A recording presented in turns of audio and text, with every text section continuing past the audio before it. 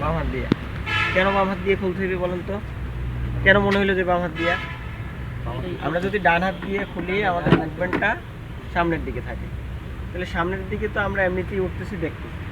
পিছন থেকে আমার যখন গাড়িতে আসবে ওই গাড়িটা এসে আমার গেট টেট নিয়ে চলে যেতে পারে। তাহলে কি আমাদের গাড়িতে ওঠার আগে বাম হাত পিছনটা এই যে বাম হাত দিয়ে খুললে লুকটা অটোমেটিক পিছনে চলে যাবে, আপনার তাকানো লাগবে না। লুকটা অটোমেটিক এই যে আপনি যখন উঠতেছেন এই অটোমেটিক চলে যাবে। দেখেন তো একজনে দেখেন তো এই যে ডান হাত দিয়ে দিলে সামনে দিকে বাম হাত দিয়ে দেখেন, হ্যাঁ অটোমেটিক চলে আসে না?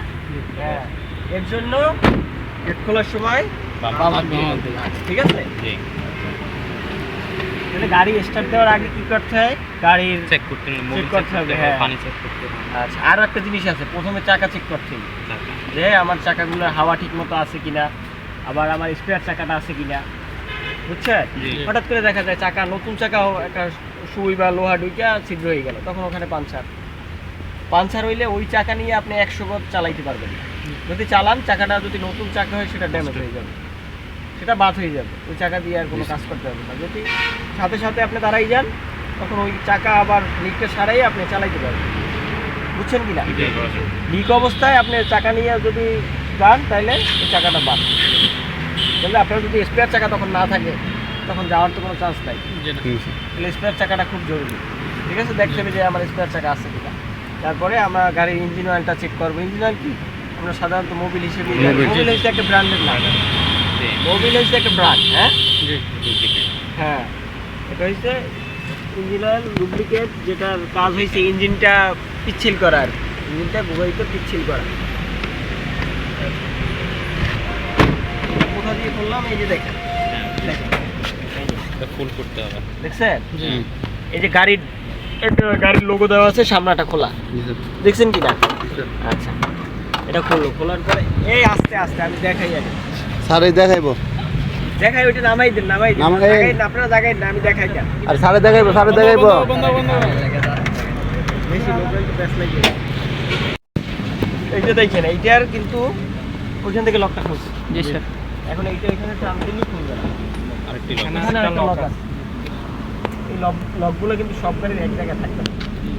আপনি যদি আরেকটা গাড়ি চালাইতে যাই এইখানেই খুঁজেন, পাবেন না। তাহলে এই যে সামনের যে কোনো অংশে, ডানে বামে যে কোনো জায়গায়, বা লোগোর দুই পাশে, হ্যাঁ, যে কোনো জায়গায় থাকতে পারে। লকটা কোনটা? এইটা লক, ঠিক আছে? লকটা হইছে উপরের দিকে টান দিতে হবে। এটা যখন এই যে নিচে থাকে, এটার ভিতরে এটা ঢোকানো থাকে, যখন উপরে দিতেছেন ফাঁকা হইতেছে, উঠে যাইতেছে, বুঝছেন কি না? বোঝাটা জরুরি, বুঝতে পারলে এটা কঠিন মনে হয়, যদি না বুঝেন তাহলে কঠিন মনে হয়। ঠিক আছে, অনেকে আছেন যে মোটামুটি গাড়ি সম্পর্কে আগে ধারণা আছে, তারা জানে আর কি। অনেকে আছে একদমই জানে না। এখানে ওই যে জানে না, তার জন্য শিখতে আসা, নাকি? জানলে আর শিখতে আসা লাগবে না, ভুল অবশ্যই হবে। শিখতে আসলে ভুল হবে, ভুল থেকেই শেখা। আচ্ছা, তাহলে এটা আমরা সুন্দর করে এইখানে, হ্যাঁ, বনাট স্টার্ট, এখানে সুন্দর করে বসাবো যে লাগছে কিনা। এটা কিন্তু ওয়েট আছে, যদি যে কোনো ভাবে পড়ে যায় তখন হাতটা মাথা টাথা থাকলে এর ভিতরে থাইকে দেওয়ার সম্ভাবনা আছে। আচ্ছা, ঠিক আছে। তারপর প্রথমেই আমরা এটা কি মোবাইল ইঞ্জিন অয়েল, ডিপস্টিক, হ্যাঁ, ডিপস্টিক, ইঞ্জিন অয়েল চেক করার গ্যাস আর কি, গ্যাস হিসাবে ভালো ই করা যায়। এখানে সাইডে একটা ন্যাকড়া আছে, ভাই দেখেন তো একটু, সাইডে ন্যাকড়া আছে, ডোরটা খোলেন, সাইডে একটা ন্যাকড়া আছে, দেখেন, আমি দেখাই।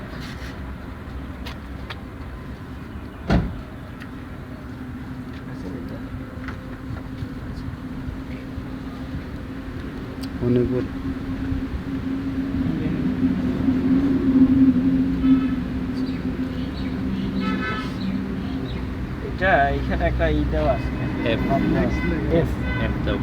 ফুল, এর উপরে আসা যাবে না, ঠিক আছে? আর এই এল আছে, এর নিচেও যাওয়া যাবে, এর নিচে গেলে একদম শেষ অবস্থান আর কি। এফ এর, হ্যাঁ, বিপদ সংকেত, তখন শেষ, একদম শেষ। দেখেন, এফ এল, দেখছেন? সবাই দেখেন, ঠিক আছে? এফ এর উপরে আসলে ফুল, মানে ওভারলোড হয়ে যাবে, তখনও চালানো যাবে না। লো গেলে তো শেষই, তখন তো একদম ডেঞ্জার আর কি। তখন আর ওই যে এই অবস্থায় যদি চালান তাহলে ইঞ্জিন বিকল হয়ে যাবে আর কি, বাস্ট হয়ে যাবে। কি ইঞ্জিনের ভিতরে যে পিস্টনগুলো আছে আছে ওভার ওগুলো যদি হ্যাঁ, হয় তাহলে কি ক্ষতি হতে পারে? ওভার যদি হয় ওভার হইলে ওভারলোড হয়ে যাবে, ওভারলোড হয়ে ইঞ্জিনটা গরম হয়ে যাবে, গরম হয়ে হিটের কাটা ওইটা জায়গায় যাবে, ভিতরে হিটের একটা কাটা আছে ওইটা দাঁড়াই যাবে আর কি। ওইটা মাঝ বরাবর থাকে, উপরে উঠে গেলে তখন হিট মিটারটা হ্যাঁ হিট মিটারটা ওভার হইলে দেখা যায় হ্যাঁ। তো এখন তারপরে কিভাবে ডেন্নাট আছে নিচে, স্টার্ট করারই আছে।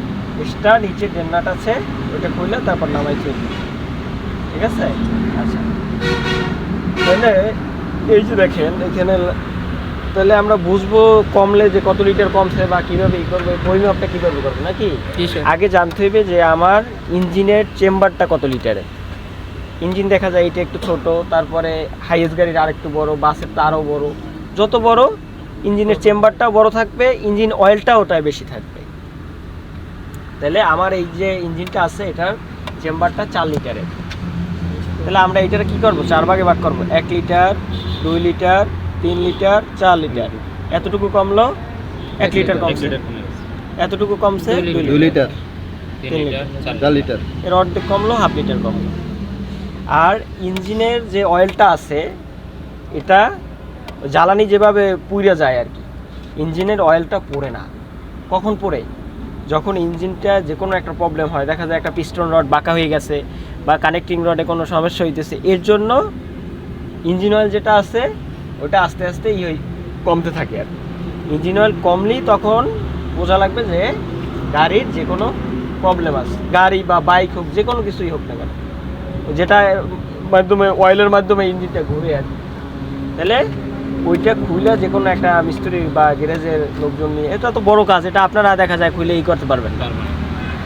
তাহলে খুলে এটা দ্রুত কাজটা সাইডে ফেলাই দেবে, নাইলে আরও আস্তে আস্তে একটা থেকে একটা দেখা যায় কানেক্টিং রড একটা বাঁকা হয়েছে, ওইটা থেকে আরেকটা হইতেছে আস্তে আস্তে আস্তে আস্তে আস্তে আস্তে আরও বেশি হইবে। প্রথম দেখবেন হাফ লিটার করে মোবিল কমতেছে, তখন আস্তে আস্তে দেখবেন 1 লিটার করে কমতেছে মোবিল। একদম যখন শেষ পর্যায়ে যাই করবেন তখন অনেক সময় হয়ে যাবে, তখন কাজটা করতে বেশি সময় লাগবে, টাকাটাও বেশি খরচ হবে, ক্ষতিও বেশি হবে।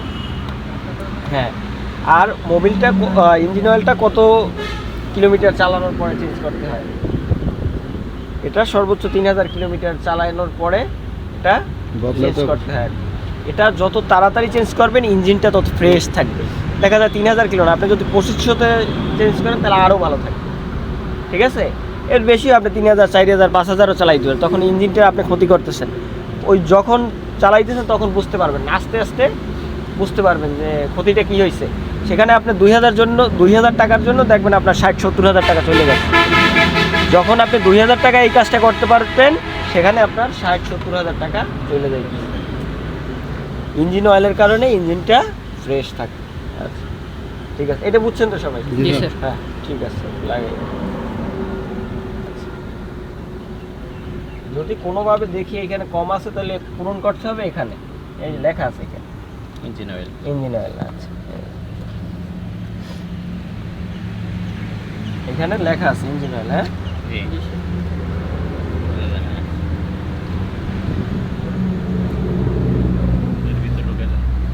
আর এটা যখন লাগাবেন, লাগানোর সময় সাবধানে আর কি, এটার ওই যে ময়লা না থাকে, ময়লা থাকলে 1 চিমটি বালি একটা ইঞ্জিন বিকল করতে ও সেই শক্তি রাখে আর কি। 1 চিমটি বালি ওই শক্তি রাখে একটা ইঞ্জিন বিকল করার জন্য। তাহলে কি ধুলোবালি এইগুলো থেকে সাবধানে আর কি, ময়লা থেকে। আচ্ছা, তারপর আমরা ঢাললাম, ঢালার পরে এটা আবার সুন্দর মতো বসাইয়া লাগাই দিতে হবে। এই যে লাগাই দিতে, নাইলে কিন্তু আবার যখন ইঞ্জিনের ভিতরটা চলবে তখন এটা রাস্তার ভিতরে খুলে পড়ে যেতে পারে। আচ্ছা, এটা বুঝছেন এই ফাংশনটা? জি জি ঠিক আছে। আচ্ছা, এটা হচ্ছে কি রেডিয়েটরের প্রেসার ক্যাপ, রেডিয়েটরের প্রেসার ক্যাপ। ইঞ্জিনটা যার মাধ্যমে ইঞ্জিন দেখা যায় ঘন্টার পর ঘন্টা চলে, কিসের মাধ্যমে ঠান্ডা হয়? এই যে পানির মাধ্যমে ঠান্ডাটা হয় আর কি। ইঞ্জিন ওই যে ইঞ্জিন অয়েল আর এই যে পানি, দুইটা কিন্তু একই জায়গা থেকে যায়, কিন্তু একটা পর্দার মতো আছে মাঝখানে, পার্টিশন দেওয়া আছে। একটা এই যে ইঞ্জিন অয়েলটা একদিক দিয়ে যাইতেছে আর পানিটা আরেক দিক দিয়ে যাইতেছে, কিন্তু কাছাকাছি দিয়ে পর্দার মতো আছে আর কি। এইটা দেখেন, এইখান থেকে কি ঠান্ডা পানিটা যাইতেছে, গরম পানিটা যে দেখেন নিচের যে পাইপটা আছে এইটা থেকে গরম পানিটা আবার এইখানে আসতেছে, আসার পরে ফ্যানের মাধ্যমে এটা ঠান্ডা হইতেছে, ঠান্ডা হয়ে আবার এই সার্কুলেশনটা চলতেছে। যদি এইখানে পানিটা না থাকে তাহলে যাবে কিভাবে? না যাইতে পারলে তখন গাড়ি গরম হয়ে যাবে। হ্যাঁ গরম হয়ে যাবে, ইঞ্জিন হিট হয়ে যাবে, তখন বন্ধ হয়ে যাবে। বন্ধ হয়ে যাবে, গাড়ি চালানো যাবে না। হিট মিটার যদি ওঠে সাথে সাথে আপনার গাড়ির স্টার্ট অফ করে দিতে হবে, একটু চালানো যাবে না। হিট মিটার যদি দেখেন উঠতেছে তখন আর গাড়ি চালানো যাবে না। কোথায় থাকে স্যার? হিট মিটার ওই যে মিটার ইসে আছে, ড্যাশবোর্ডে থাকে। হ্যাঁ ড্যাশবোর্ডে আছে। আচ্ছা, যদি দেখেন ওটা হাই হইতেছে গাড়ি চালানো যাবে না, ওখানেই স্টপ করে দিতে হবে। বেশি হিট হয়ে গেলে ওই যে মোবিল আর ওই যে ইঞ্জিন অয়েল আর পানি আলাদা করার যে গ্যাসকেটটা আছে, হেড গ্যাসকেট যেটা বলে আর কি, ওইটা ফাইটে যাবে গরমে, একদম ফাইটে যাইয়া ইঞ্জিন অয়েল আর পানি এক হয়ে যাবে, মিশ্রণ হয়ে যাবে। তখন ওই অবস্থায় যদি চালান তখন ইঞ্জিন সিজ হয়ে যাবে, তখন ওই যে মোবিলের যে ঘনত্বটা, ইঞ্জিন অয়েলের যে ঘনত্বটা আছে ওইটা থাকবে না, তার কার্যক্ষমতা হারাই ফেলাবে। হ্যাঁ, তাহলে এটা কিভাবে করবো, এই যে দেখেন। আর এটা গরম অবস্থায় খোলা যাবে না, গরম অবস্থায় যদিও খোলেন আধা ঘন্টা রাইখা তারপরে এমার্জেন্সিভাবে যদি খোলাই লাগে, আপনার একটা হাতে তাওয়াল নেবেন, তাওয়াল বা গামছা যা থাকে আপনার কাছে নিয়ে আপনার ফেসটা থাকবে এইদিকে, ফেস এর কাছে আনা যাবে না, ঠিক আছে?